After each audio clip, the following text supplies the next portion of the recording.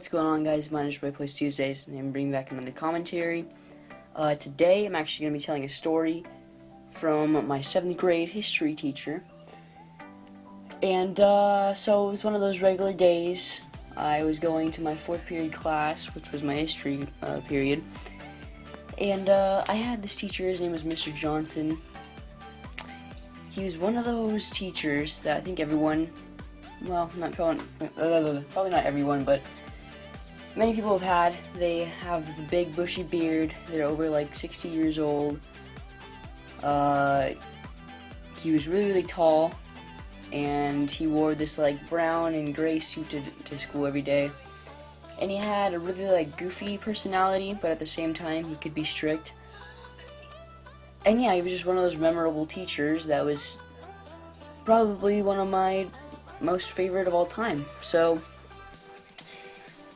yeah, so we went to school, and the thing about Mr. Johnson is he had this big recliner chair in the middle of his room, and it sat on top of this wooden pedestal, and that was like, I think there because he had like back problems or something. That's at least what I would guess.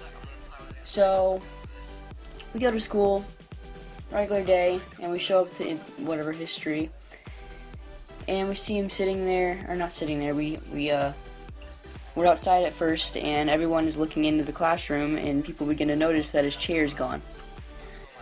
This huge, I don't know, weighed a ton, big recliner chair that would only fit through the door if you took it apart was just missing.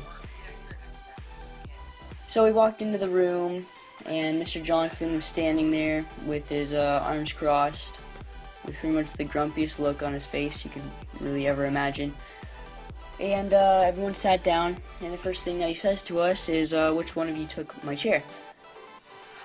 So at that moment, I wasn't scared or anything. I just wanted to burst out laughing, probably along with everyone else in the room, just because it was hilarious that our 60-year-old teacher's chair had gone missing. So, let's go. Obviously, none of us answered, because, you know, there was none of us that actually would have taken the chair, plus that would have been a lot of work for some 7th graders to do. So, yeah.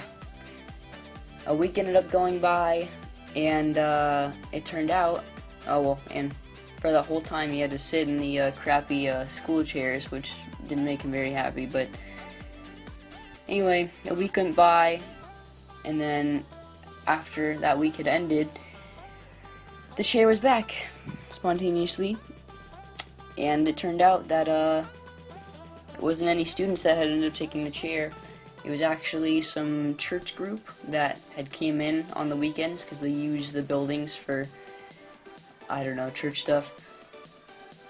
And they had ended up breaking the chair.